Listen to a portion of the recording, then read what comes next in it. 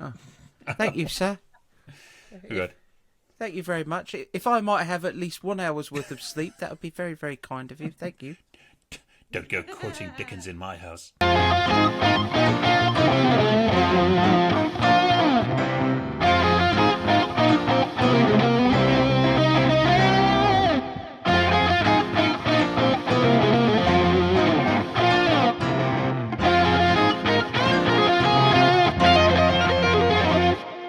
Hello, everybody, and welcome once again to another episode of Poddywood, the podcast where we talk about movies with the people who make movies. And today is no exception. We have another guest. But before we bring her on, I'd like to introduce myself. I am one of your co-hosts, Steve Hester, and joining me, as always, is... What, you mean I'm not the guest? You do this to me every week. I'm not impressed. Well, I guess I'm Andrew Roger Carson.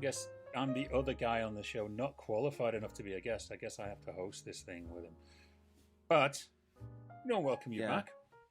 Can't get rid of you. Unfortunately not. And trust me, this last month, the world has tried.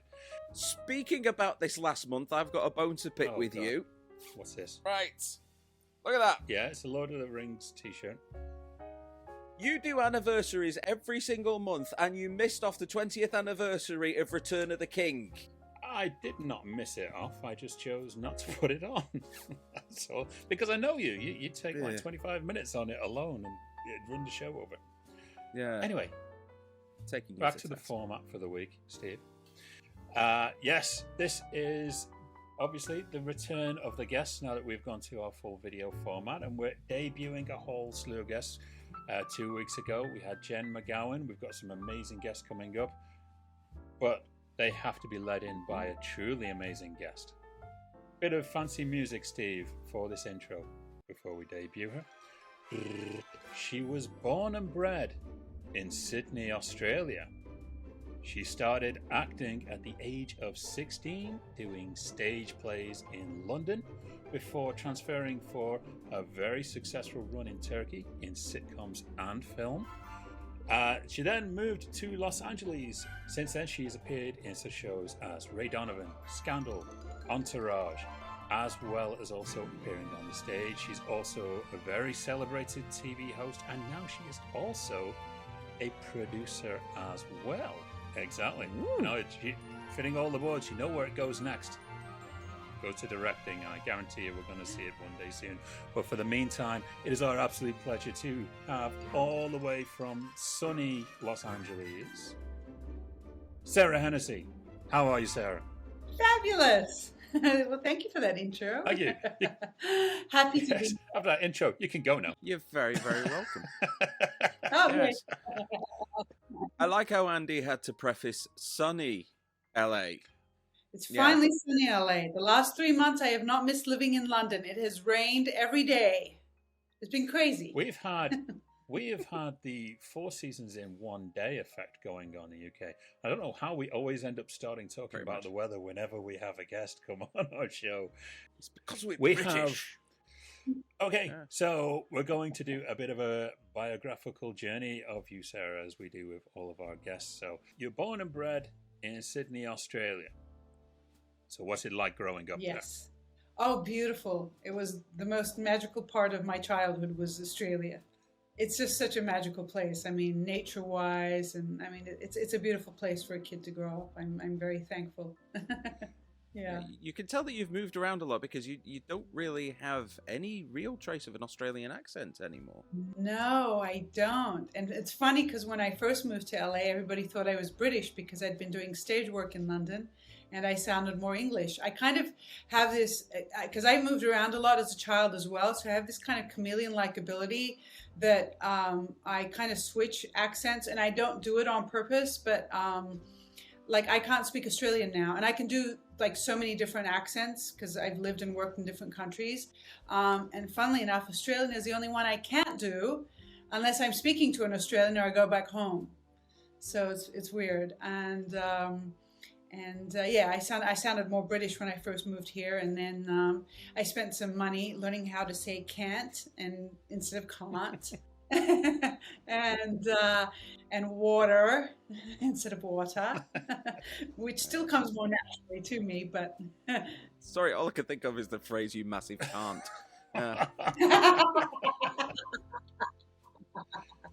Oh dear. Sorry, No. we're lowering the tone right away. Yeah. But, No, I can't say can't.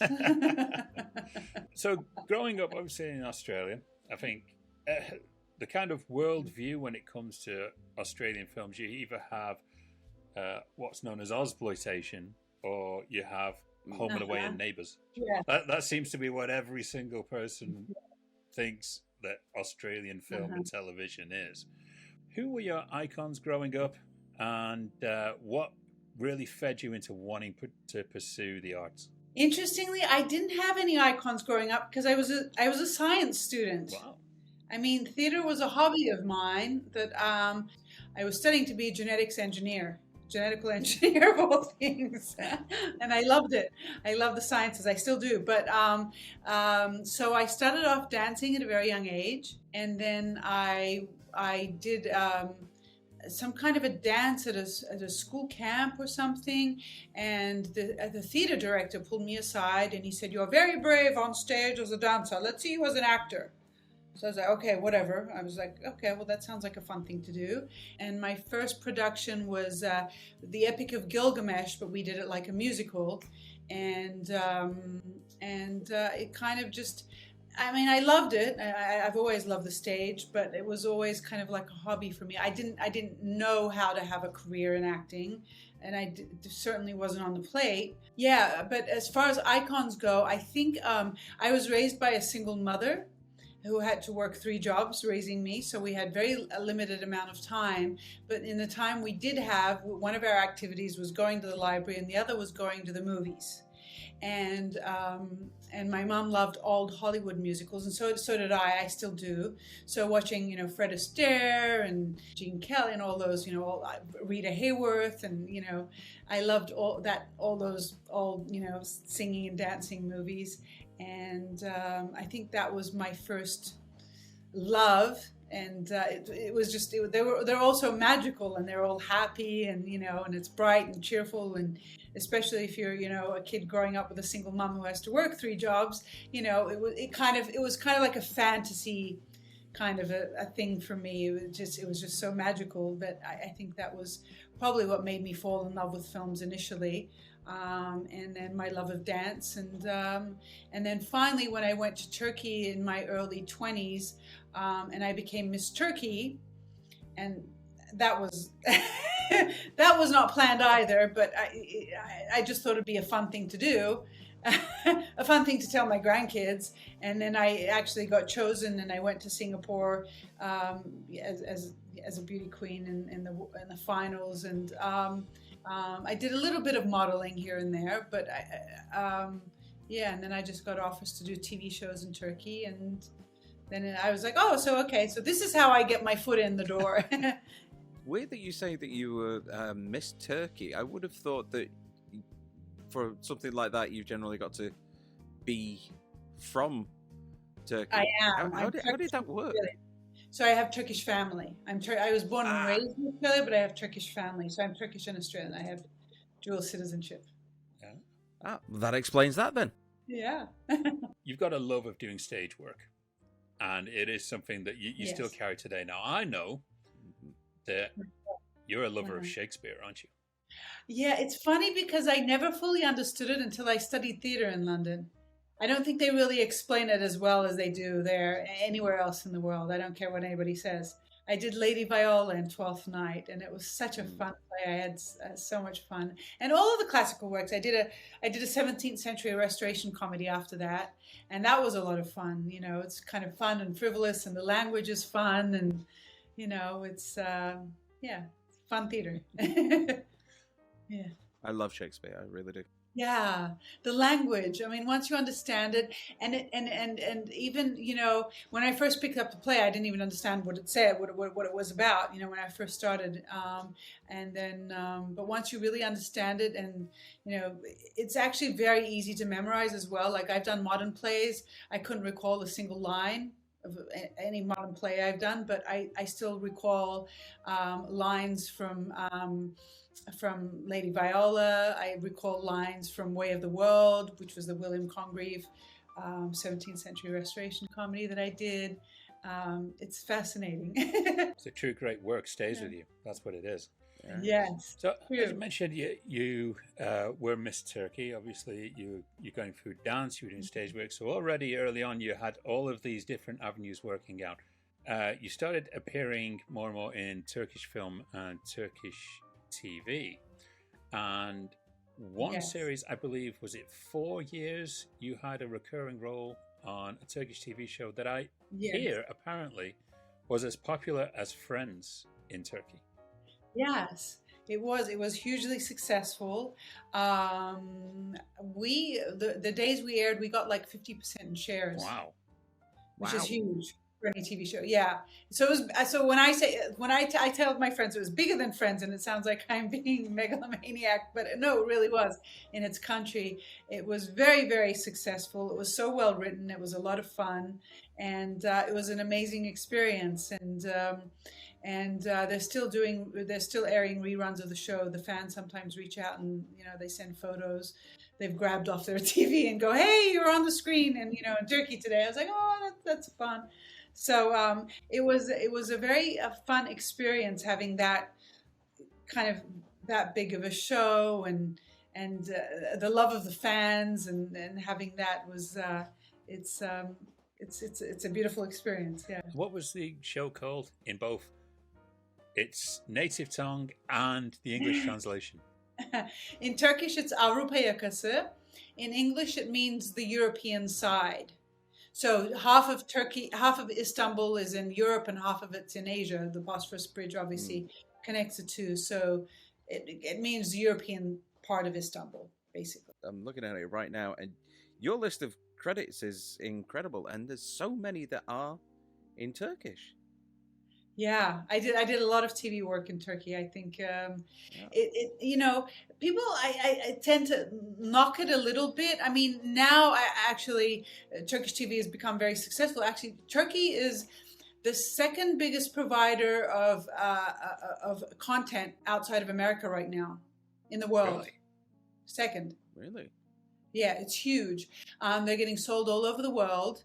And they're watched all over Eastern Europe, Russian, those Eastern Bloc countries, South America. They've taken over from the Mexican telenovelas, and they're actually watched in South America. I mean, I have friends who watch more more Latin American friends who watch Turkish TV more than I do. They're huge fans. And the reason why they're the biggest content provider, I'm going to explain, is that like an American TV show, an English TV show is about half an hour, 30 pages, and they usually shoot them in about 10 days in America. In Turkey, they shoot them, our shows are 100 to 120 pages, and we shoot one every week. So it's like shooting a feature film every week. God. I know, it's crazy.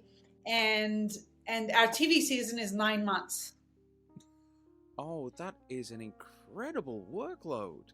Yeah, it is. So you're doing basically you're shooting 6 days a week, and they don't shoot with sound. Our sitcom was shot with sound, but 90% of the shows are not shot with sound. So you shoot 6 days a week on an average about 15 pages a day, and then on the 7th day you go in to do your ADR.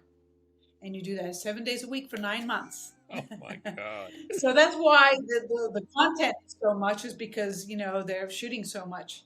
Did you find that having spent time on the stage kind of prepared you a bit more for that kind of work schedule? Oh, absolutely. Absolutely. Your memory has to be there. And then again, you only have 1 take or 2 takes to do anything. Like, I mean, I did a video for Scientology here in America. I'm not a Scientologist, but they hire actors to do these educational videos, and I worked with them a couple times. And then the casting director reached out to me one day, and she was like, "Can you cry on cue?" I felt like this sense of arrogance. At that point, I was a little bit arrogant. I was like, "What do you mean, can I cry on cue? I can give you versions, bitch." I didn't say bitch to her, but I thought, I can give you versions, bitch. So she was like, can you put it on tape and send it to me? And I'll just show the director. So I did one where I only had like one tear falling, and then I did a few with a few tears falling, and then I did a full-blown like bawling version. And I did them all in like 5 minutes and sent it to her. And she reached out to me and she said, if you don't get this role, I don't know anything about casting. I'm going to give up my job. She said, but I got to show the director, and they're on set right now, so I'm going to show it at the end of the evening, and then I'll get back to you at some point late tonight. She called back later the night, and she said, we got the job. And then I got on set, and they did my hair and makeup, and then they sat me in this seat, and the camera's like way over here, and they said, you just sit in this sofa, and then get yourself in the space, and whenever you start crying, we're going to zoom in. The whole shoot was over in 5 minutes, and there was applause at the end. I finished, and they were like, and then there was this applause in the background, like the crew were like clapping, and I'm like, why are they I didn't get it. And the director was like, wow, I've never seen anybody do that before. And I was like, huh? And I said, well, you saw my tape. You saw me do it on the tape I sent. He was like, oh, well, I didn't know how long you spent getting there. And I was like, well, when you do Turkish TV, you got one take to do it in. That's why we're well prepared. I mean, you just have to get yourself there. They don't have 2 hours for you to sit there and get in mood, in your zone. It's very good. It's what I like to say. I always like to quote. There's a book called The Outliers, bestseller, like several times over. So, and he talks about how people get to the level of talent. Like he talks about like the Beatles, how the Beatles became the Beatles, and the Beatles became the Beatles because they were playing at pubs all day, like literally for 10 hours a day. They were like background music or something. And he says it requires 10,000 hours for any talent to get to a level of perfection. And so when you do Turkish TV, you're working for 18 hours a day, at least 6 days a week. So you can clock 10,000 hours pretty quickly. So so I always like to quote that, and I say it was a great workout. Like if acting is a muscle, it's a great workout for an actor to work in that kind of with. I don't want to say tension, but it is tension, because you just have to get it. Yeah. Well, I decided to go on a bit of a movie journey with you since I last spoke to you. So I thought, okay, let's wind back and see how far back I can go here to find out where you started.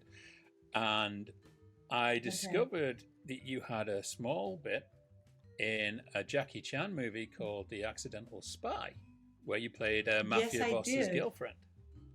So was that in Australia? Yes, I did. No, that was in Turkey. Parts of that was shot in Turkey, and I got to meet Jackie Chan, and he was lovely. He was very charming. Yeah. So that was a small role. That was a small role, though. That was when I was first starting off. It got you on the radar. So I always thought, because Jackie Chan he went through a phase where he was shooting a lot of his movies down in Australia. So I was like, now was that in Australia when he was there doing the movies around that time, like Mr. Nice Guy and Who Am I and stuff like that? Yeah. But obviously now it's obviously in Turkey. So there we go. Yeah. What was the name of that one where he went down the side of the building? Oh God. Right outside the side of the building. Absolutely any I'm Jackie sure Chan that was movie. filmed in Australia as well. He does that on his lunch hour to beat everyone to the taco trucks.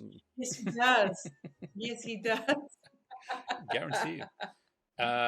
You also appeared in a Morgan Freeman, John Cusack movie called The Contract, where you have a role as a reporter. And this is a kind of running theme that you have. You've appeared as a reporter quite a few times, but how did the role come along? So actually, my first job in Turkey, because when I first went to Turkey, I could understand Turkish, but I couldn't speak it very well. So I got a job on the foreign news desk, because they needed somebody to go out and do interviews with like foreign dignitaries, like sports people, actors, politicians who came in. So I actually worked a lot as a journalist, and I even anchored news at one point. So that's a little side thing. I met the producer of the film at the Cannes Film Festival, and they were shooting a lot of films in Bulgaria at the time. Well, and they still are. New Image Films, and I was based in Istanbul, and there wasn't a lot of English-speaking talent in the area, obviously, and they would fly them in from England, but I was even closer and probably cheaper. I was an hour away. So whenever they had small English-speaking roles, they would call me in, and I would hop over and go in and shoot and go out. So that's how that worked out. Yeah. And it was an Aussie director, Bruce Beresford. And it was the first time actually Beresford and Morgan Freeman reunited since Driving Miss Daisy. Yeah. Good. Very good pickup on that. As well as that, you also appeared in, now I'm going to get this right, your character name, I'm going to get this wrong. I'm so getting it wrong, but I'm going to give it my all. AC Kosovali in the movie Super Agent K9, which I can best describe this, Steve, as a Turkish Johnny English. I think that's the best way I can do it. So yes. Okay, Johnny Turkey. Okay. It was a spy spoof. It was like a spy spoof. It was kind of it was kind of very Rowan Atkinson-ish character who played the lead, and I was also one of the leads, and it was an agent spoof. A little Austin Powers in there as well, so it was kind of like so the men, or the male agents in the film were all like bumbling fools, and I was the kick-ass agent who came in and literally kicked ass and saved the day. So I did a lot of stunts in that film, and that was fun because I had just been I did a stint of kickboxing and for a TV show, and so I did a lot of wire work and stunts, and that was a lot of fun. I really enjoyed it, actually.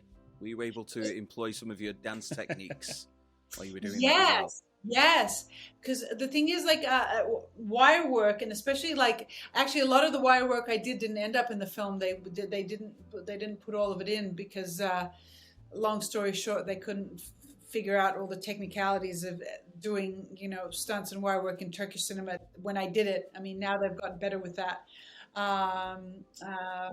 But because right off the back of it, I did another one that was kind of like a police academy type TV show. This was a TV show, and they had all the stunt team come in from Asia, and actually some of Jackie Chan's stunt team came in to help with that. And so they were like, "We can't do stunts with Turks. We're going to have to fly in a whole team."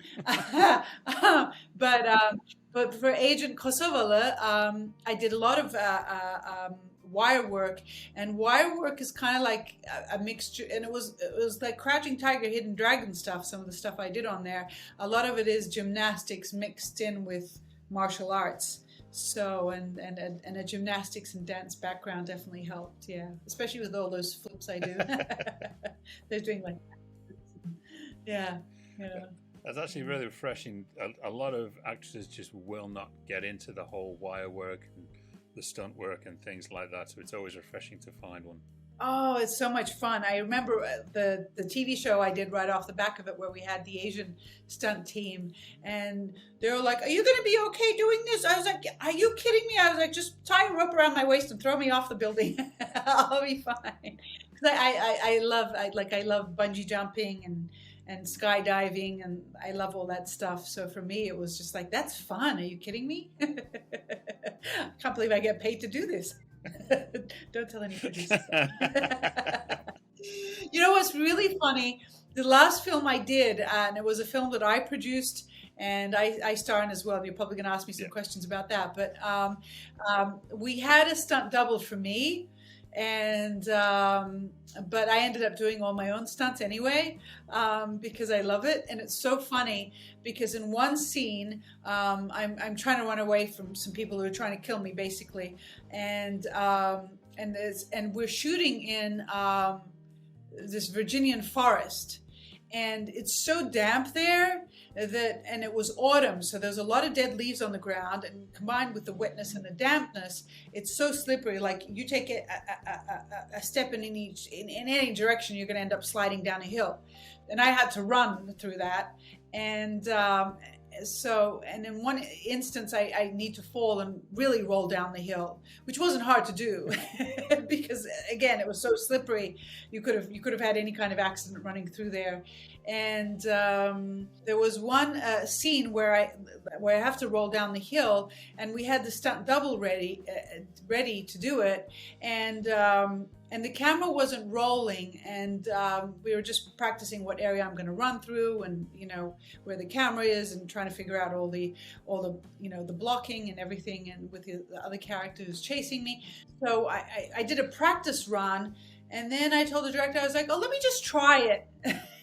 And I rolled down, and it was such a perfect, because I have to land somewhere where I'm injured, because I get injured in my leg, and I have to land somewhere, and the practice was so perfect.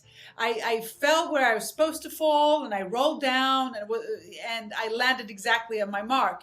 And when you're rolling down a hill, it's hard to land in an exact spot, because you can't control where you're going to land, really, because you're kind of out of control. You're rolling down a hill, and then we were like, oh darn, we wish we got that on camera, because then I had to do it 2 or 3 more times, and I didn't land in the same spot or the exact spot where I needed to land every time, and then we had to do it again, then we had to do it again, and then I really got injured. And the director was like, wow, I didn't think you'd be able to do this. I was like, really?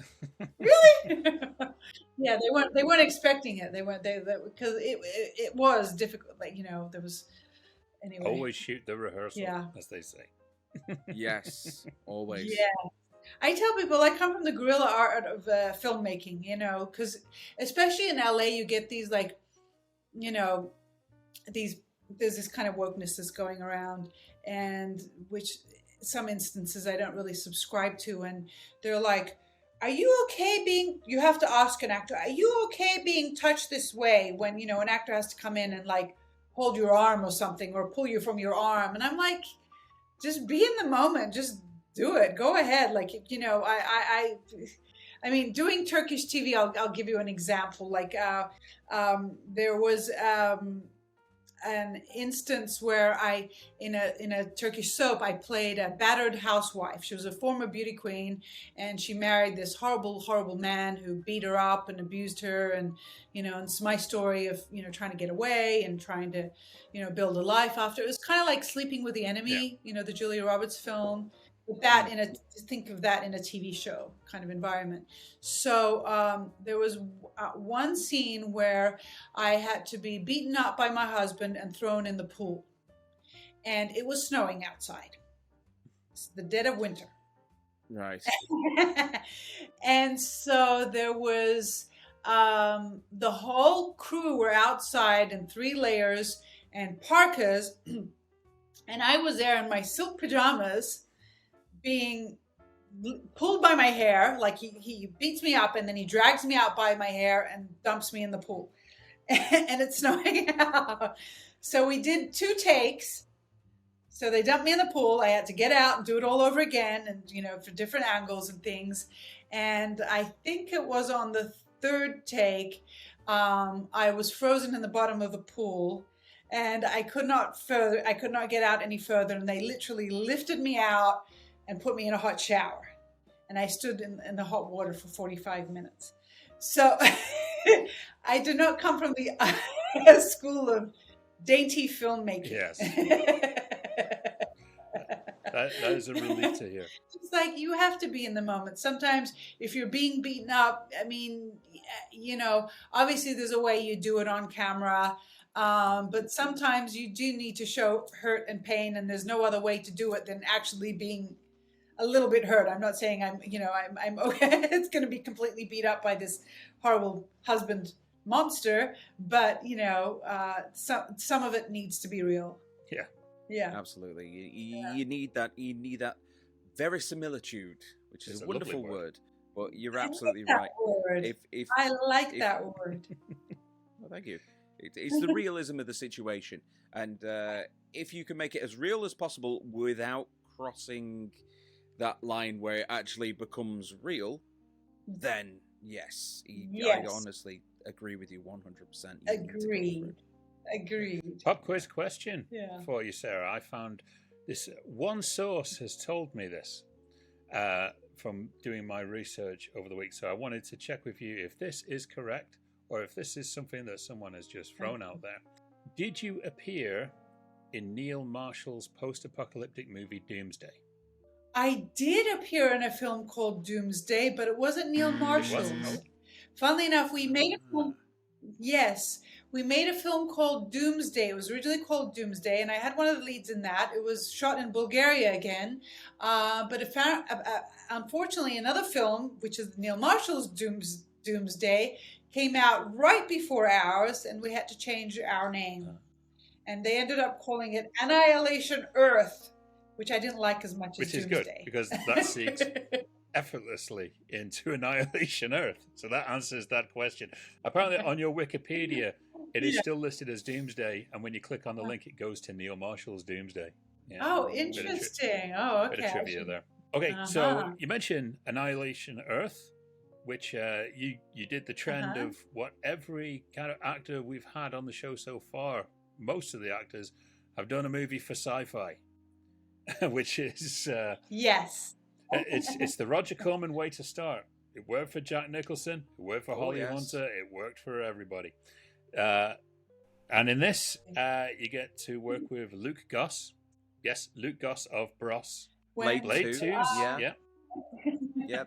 Hellboy 2. All of the 2s with Guillermo del Toro. He worked Guillermo on those. del Toro, yes, one of my favorite directors. And of course, one of our favorite topics of conversation, Steve, Colin Salmon was in this movie as well. Ooh. Yes, the man that Paul W.S. Anderson likes to kill at every available opportunity by slicing him up. I've seen him die in so many movies now.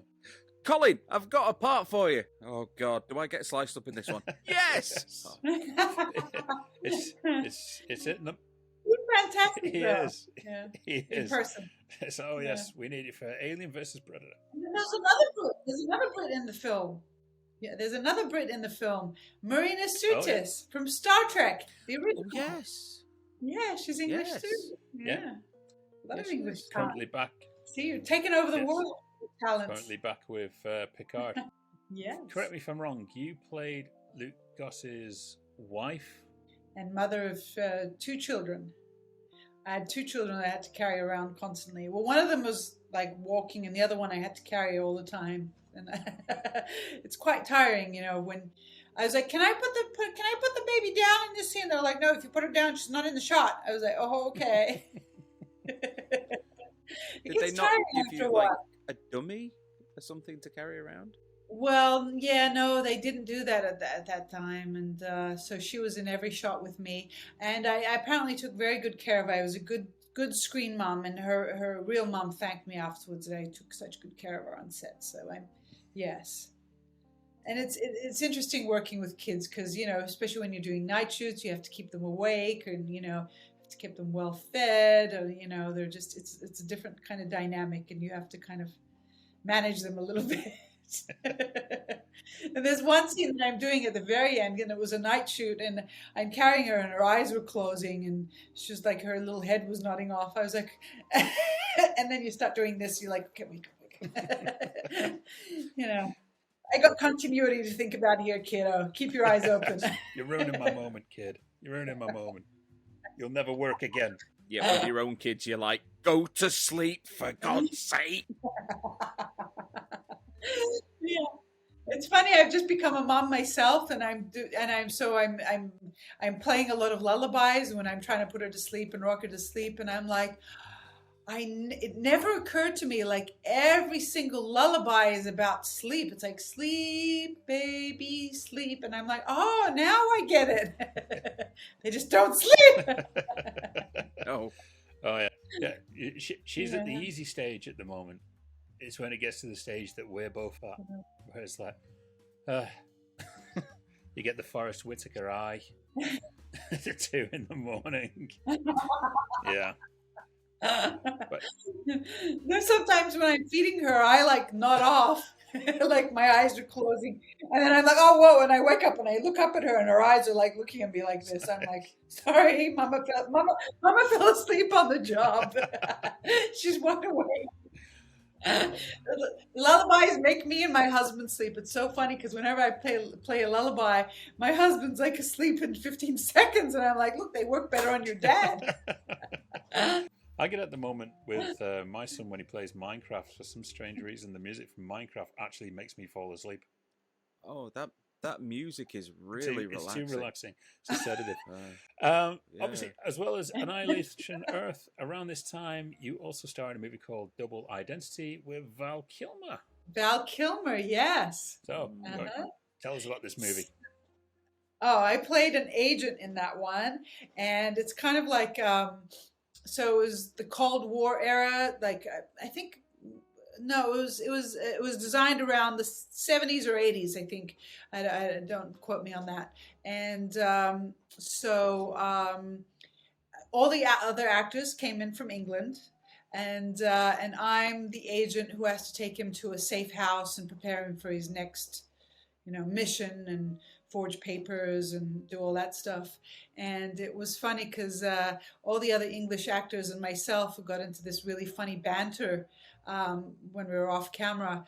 And because there's one scene where I have to take photos of him and forge papers, and then I go, well, I will electronically send this to your hotel ASAP. But that was very high tech back then, obviously, being able to send anything electronically. So, and then whenever we were, joking around, we're like, oh, let's do lunch together. And they're like, no, I'll send your lunch to your hotel electronically. And they were doing all these funny jokes with this line.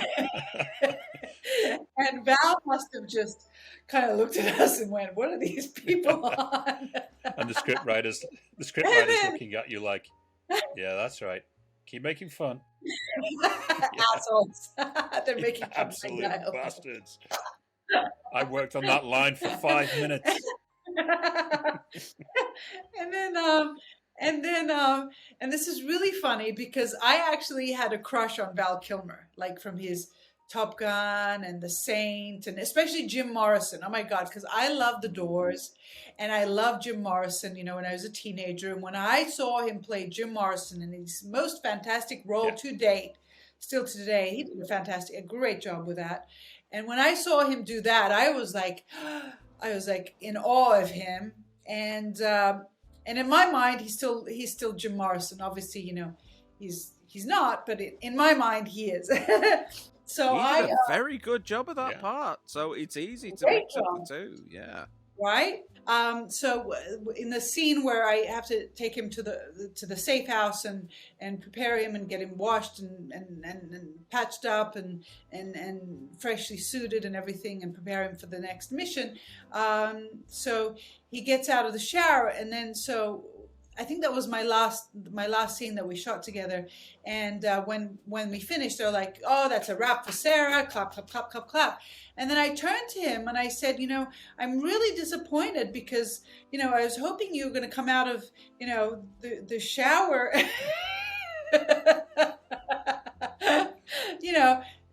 I was hoping I was going to get to see you naked. It was just a joke, of course. And then he turned to me and he went, "No, sweet." And he did it in this British accent, this very camp British accent. He said, "No, sweetie darlings, I only accepted this role because I thought I was going to get to see you naked." And I just went, "Oh, I asked for that one. I went bright red. I was like, nah. But yeah, no, but he came out of the shower with a bathrobe on. I was like, oh, bugger that. Now you know how we managed to attract Joanne Wally. Yes. Yeah, I had a crush on him. I was hoping he'd come out with like a little towel or something. He came out with a little bathrobe, and I was like, oh. How totally macabre. And speaking of macabre, you were still doing theatre around this time. You did Darren Bousman's Theatre of the Macabre, didn't you? Yes, I did. Now, Darren Bousman, Steve, in case you don't know, he was behind the Saw franchise. So a lot of the Saw movies he directed and produced as well, right up to Spiral, the Chris Rock, Samuel L. Jackson movie. So tell us about Theatre of the Macabre. Oh, wow. I can talk about this for hours. I think Darren Bousman is a genius. So he's done a couple of immersive plays before this one. And some of them actually started 6 months before the play actually started. So people like who signed up to watch the show would get like calls in the middle of the night, or would get followed by strange people, or, just to throw them off a little, scare them a little, even before the play started.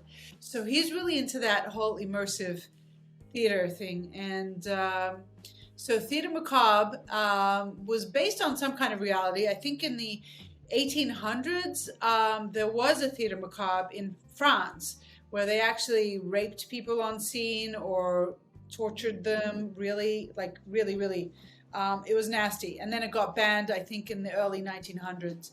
And so it was a theater of the macabre. So we had drug dealers and pimps and prostitutes and mental crazy people and all sorts of madness going on. And we only played it to 9 people at a time, and 9 or 10, something like that.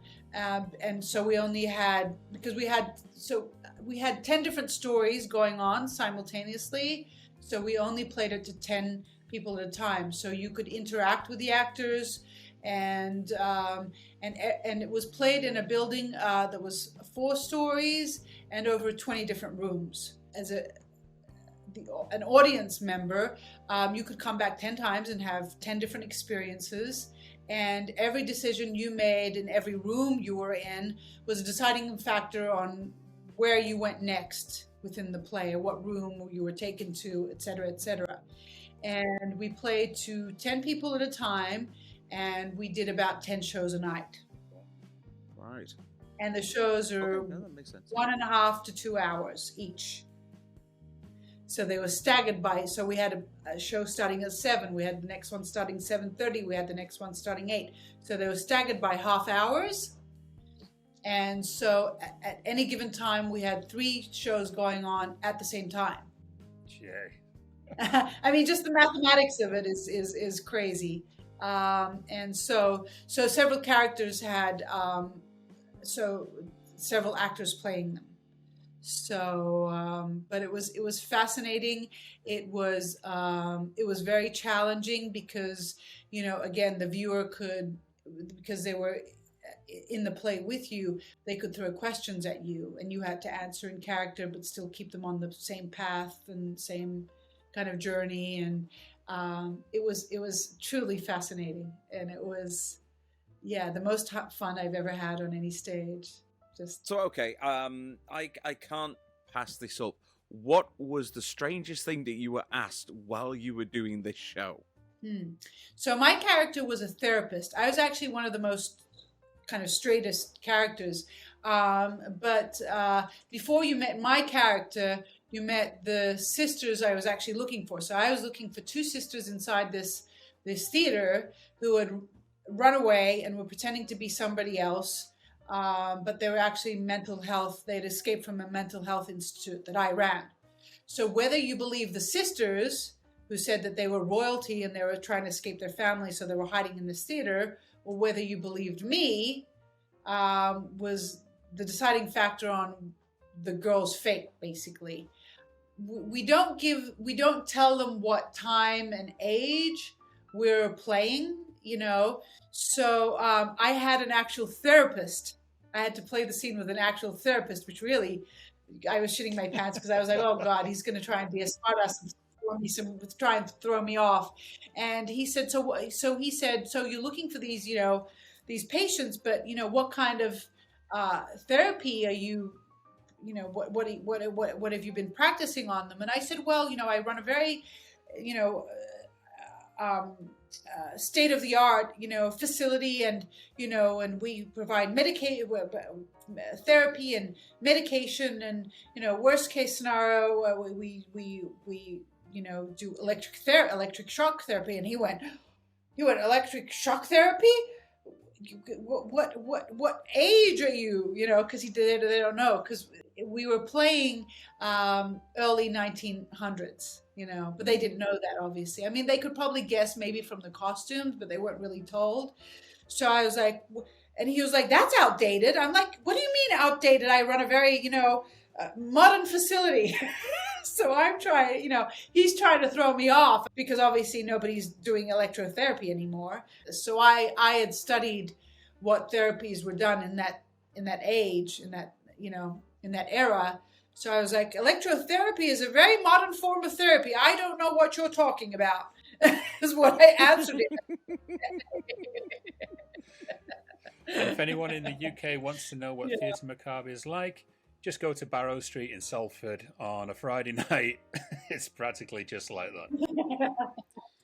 Oh, that did actually remind me. I did something very similar. I did I wrote a whole script for this murder mystery play, and the whole thing was that all these different characters and they're all going through the same kind of thing.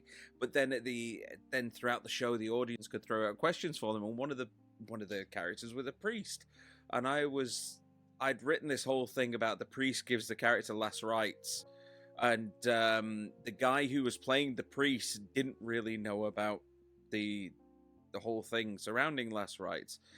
And one of the audience members said this, and then he said, I gave him last rites. No, he didn't do that. No, he didn't do that. No.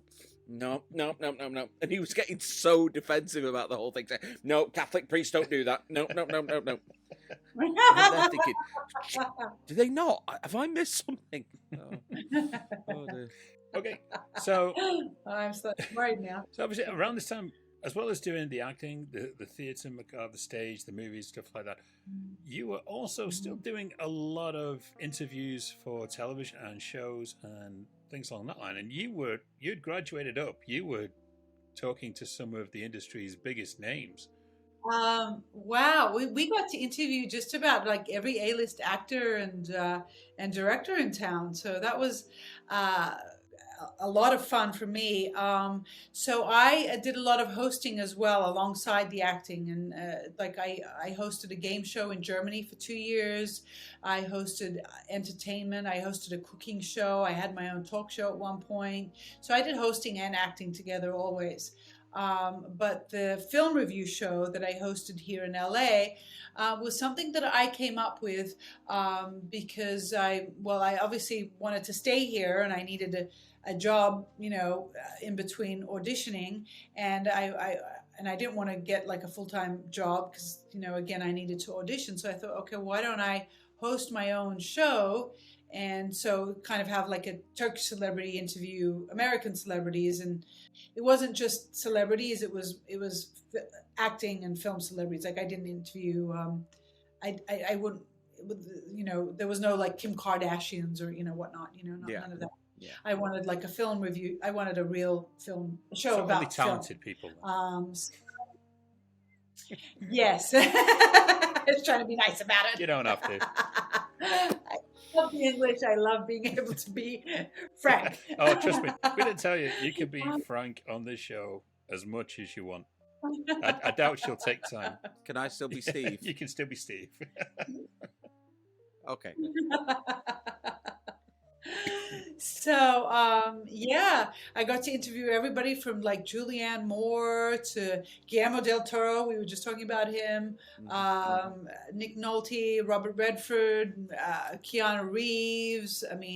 Chloe Grace Moretz. Just some of Shane Black. Just some of the names that are popping into my head, but Steve Carell. I had a funny one with Steve Carell, Pharrell, Kristen Wiig. A lot of wonderful names. Yeah, I learned a lot, I think, in terms of how to promote, because I'd been a famous actor in my country, so I know how I've done a lot of press junkets in my country and promoted films, but I got a good glimpse of how things are done here in Hollywood. And it's good, obviously, a really great network as well for you, so you get to meet more and more people. Yeah. I know that you have a friendship with Oliver Stone and Edgar Wright as well, as you've mentioned. Obviously, as many people kind of knew, you also knew Quentin Tarantino as well. So you'd built a lot of really good, solid relationships with people in Hollywood. I did. A lot of my girlfriends asked me, they're like, oh, why don't you ask to be in one of their movies? I was like, because I would never do that. I mean, the period that I knew Quentin, he made Inglorious. It was right off the back of Death Proof, and he made Inglorious Bastards and Django Unchained. And he'd always say to me, "Look, he always thought I had a very kind of 70s kind of look." And he said, "If I ever made a film about that era, I would put you in it in a heartbeat."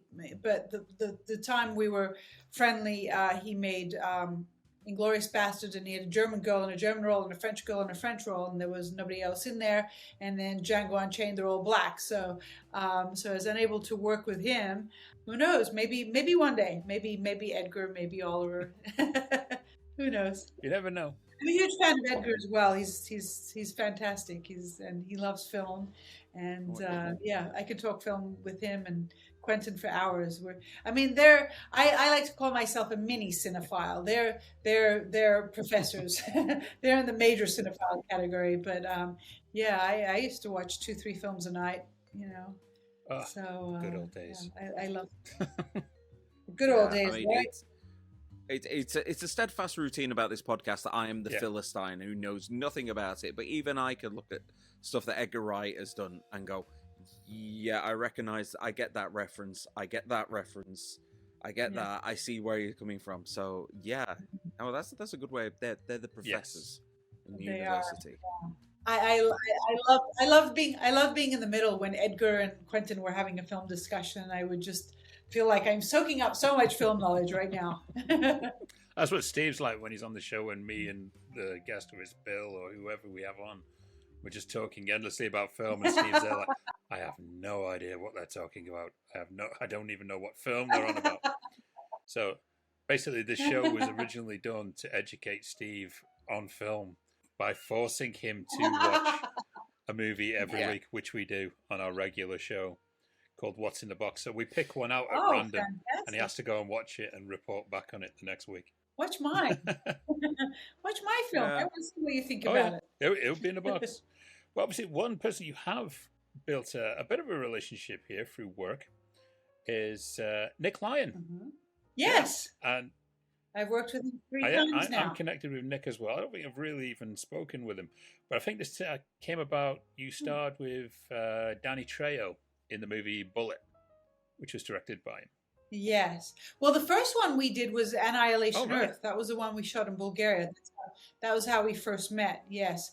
And I auditioned for him on Skype because he was in Bulgaria and I was in Istanbul at the time. So the first time I met him was on Skype, and then I got the role and I flew to Bulgaria. I did that, and then here in the States, I did Bullet with him, and those were 2 jobs that he hired me as an actor, and then the third time, I got to hire him as a producer. I was like, I'm your boss. Yes, the glove's on the other foot now, isn't it? Yes. Yeah. That was fun. How long did Danny Trejo stay on that movie? Because I have a theory that Danny Trejo shows up for a couple of hours and then walks into the next set for a new movie. He probably does. This guy. He probably does. I had this feeling that you could go to a major movie studio and see Danny Trejo walking from stage to stage to do a movie. Probably, yes. Him and Eric, both of them. And actually, they're good friends too, funnily. Yeah. Oh, yes, Eric Roberts, yes. Yeah. Yes. Eric actually was taught how to box from Danny Trejo in the first film they did together. Danny Trejo taught him how to box. Also playing reporter roles in the TV show Scandal. Yes. Also in The Guilty with Jake Gyllenhaal as well. The Guilty, yeah. Yeah, well, there's literally 2-3 people in that whole film, but and I'm one of them. Yeah, I'm on the screen constantly reporting on the news. Yeah. Yeah, good little film. It was a great pandemic film. Yeah, because you had 3 people in it, and they're in the same room the whole time. It's one location. Yeah, there's a smattering of films that got released just like that. And obviously, The Surprise Visit, which is the movie that not only you star in, but it's your first movie that you've produced as well, also starring Eric Roberts. Is it directed by Nick Lyon? Yes, so he directed it as well. Yes. Now, this was actually shot during the pandemic as well. Because obviously you did this with the COVID mandated sets and testing every day and things like that. Yes.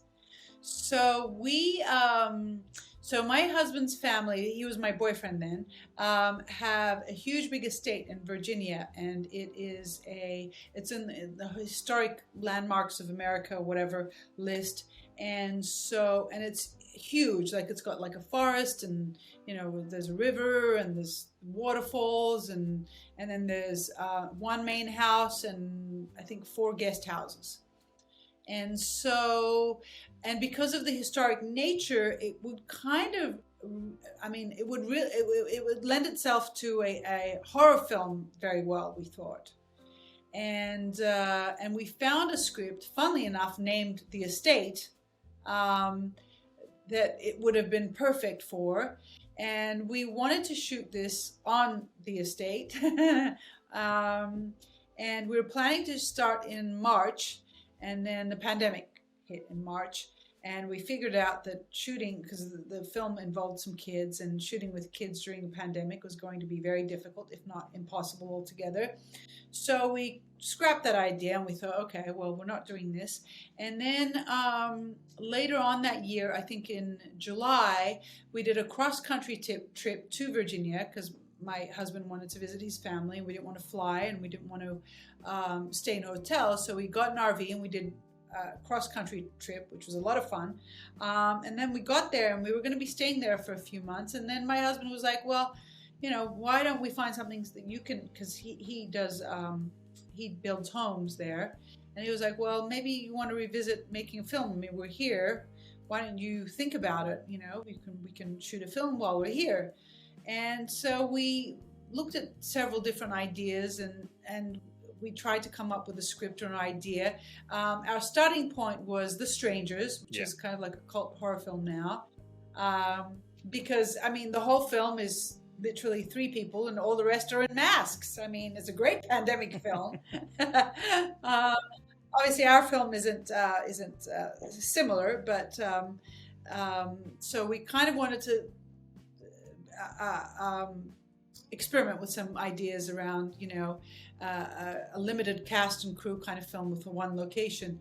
And my husband kept coming up to us and telling us, there was this theft that happened here, and the groundskeeper who still works there, he has a drug addict, had a drug addict son and a daughter-in-law, and they robbed the house when the family were away one weekend, and took all the jewelry and melted it down and sold it for drug money. And he kept telling us his story, and I'm like, well, I'm sure that was very traumatic when you were going through it, but it's not very filmic. And so I started off with that idea, and so it is based on a true story. We started off with that idea, but in real life, the characters ended up in jail. In our film, they don't. So I wanted to explore the idea of, well, they broke into the house thinking it was empty, but what if her daughter had come to visit her mom on a surprise visit, and not knowing that her mom had gone away for the weekend, because obviously if you're planning a surprise visit, you don't call them and say, hey, I'm coming out to visit you this weekend. You've waken up in the middle of the night by some drug addict intruders who have come to rob your mom's home. So that's where we start off. And so I'm not going to tell you anymore. Don't want to give out too many spoilers, but that's the beginning gist of the film. And then and I want to explore a little bit further, well, what happens if, I'm the daughter and I'm there with my husband, but what if one of us accidentally dies? And there's only one person left now. Now there's a moral conundrum, because now you have an eyewitness to the murder, and what do you do with her? If you're of sound mind, you'd obviously call up the police and say, hey, there's been a break-in and an accidental murder. But if you're high on drugs and you might not have the same mental, facilities, what do you do then? So yeah, we wanted to experiment with those ideas, and so we came up with this film and shot it. We shot it in 2 weeks, and and we got Nick to shoot it for us. And Stephen is a very good friend of ours, the writer. And so we said, this is the story. Can you write us a script? And he wrote us a script. And Stephen, I, and Nick have been friends for years. And we wanted to always work on something together. And we got to in the pandemic. And so we shot it with, our whole crew was 12 people. Wow. Yeah. And if you look at it, you won't be able to tell because it looks really good. I'm not saying that it's my film, but it does look really good. So again, because I come from the school of guerrilla filmmaking. Well, to be honest, the school of guerrilla filmmaking has gave us some of the best movies ever. You know, the people that have just gone out there and shot it. Well, again, because it was early stage pandemic before vaccinations, we didn't want to get anybody sick, and we were shooting on my husband's, family home and estate, and they're old people, and we were terrified we were going to get them sick. You don't want that on your, karma. Hey, I visited my family and got them sick, right? So we wanted to be very careful, and that's why we had very few people, and the whole film has 6 people in it, but the story really revolves around 3. Vertical Entertainment picked up for distribution, which we were like, wow. I mean, they're a big company, and most of the time, first-time film producers, their films don't really see the light of day, or they tend to not be very good. So we were very excited that we got picked up, and then we got a limited theatrical distribution, and then we went to VOD and we got some good reviews, and we were featured in like the Washington Post and various other media outlets. So that was exciting, That I got to do that as a producer. I wasn't, I just wanted to make a film in the pandemic, and then it kind of worked out. We were a bit unlucky when we were filming during the pandemic because we had all our days set, and then suddenly it was like, lockdown, do not come out of your house. So it was like, okay, that's scuppered that shoot completely. But no, you're one of those people that it was no excuses, just go and do it. And found a way to do it. You got a movie made, you got it released. Congratulations to you. Yep. And where can people view this now? Is it streaming anywhere? So yeah, it's on Amazon Prime, it's on Google Play, it's on Apple TV, and we just sold, because you still have to pay to watch it on all the other VOD, but we just sold it to Tubi. So it's for free. You can watch it now. That's going to be on Jonas's Tubi Roulette. Oh, yes. He likes a little bit of Tubi Roulette, does Jonas? Yeah. Just let whatever movie come on as soon as he plays it. Well, I mean, what have we got coming up for you, Serah? Is there anything that you can tell us that is imminent? I would like to revisit The Estate. It was a great script. I'd like to revisit that. I just had a baby. So, it was an interesting pandemic year. I made a film, I got married, and I had a baby. I've been busy. I've been pretty busy. I'm just as a producer. I mean, I'd like to go back and make the Estate. I don't know. I mean, it's not imminent. I'll send you my CV. And right now, I'm just auditioning for things that I can just go in and shoot, here and there, where I don't, as a producer, you're kind of involved in it it's a good year or 2 out of your life, and I don't know if I really have that kind of time with a baby right now, but I can definitely work as an actor, because then you're in and out, Exactly. Yeah. Exactly. You don't really realize that. You don't really realize that when you're an actor, what really goes into producing a film, because as an actor you can make 3 or 4 a year, but as a producer, no. Yeah, you learn a lot more about film. Yes. Yeah. When you make and you never stop learning either. That's the one thing that I'll definitely say. Well, Serah, it's absolutely fantastic you're joining us here. Thank you so much for taking your time on a Friday afternoon for our Friday night. to come along and be guest number 2 on this run of Poddywood. We're going to hopefully have you come back in the future. I'm sure there's some game episodes that would absolutely love to have you on. Oh, I'd love to be on them. I love film trivia. God. It gets highly competitive between these grown adults, I tell you. Yes, especially if Mr. Richard Mirish is involved. Oh, yes. No one's beaten him yet. He's the champion 2 times running. I have a feeling he might be 3rd. We've got to amp up the guests for this one. I think Serah could give a good run for her money. But for now, though, thank you so much for taking the time out of your schedule to join us here on this poxy little podcast. Thank you very much. I've enjoyed your poxy little podcast immensely. Thank you for having me. It's been fun chatting with you both. Thank you. And if you want to discuss anything that you've heard on this episode, then all you need to do is just get in touch with us on the links below. You can get in touch with us on facebook.com/Poddywood. You can hit us up at Twitter @Poddywood. You can get in touch with us on the r/Poddywood subreddit. You can get in touch with us on LinkedIn. I'm not going to repeat that because it's a long address down below. Or you can even get in touch with us on Patreon, where you can get audio versions of these episodes a couple of days earlier than the world gets to see the full video thing. So you can get more content for just the price of a cup of tea or coffee if you're living outside of the UK. Exactly. Yes, come talk to me on LinkedIn. I'm sick of just getting people talking to me about recruitment and building my website.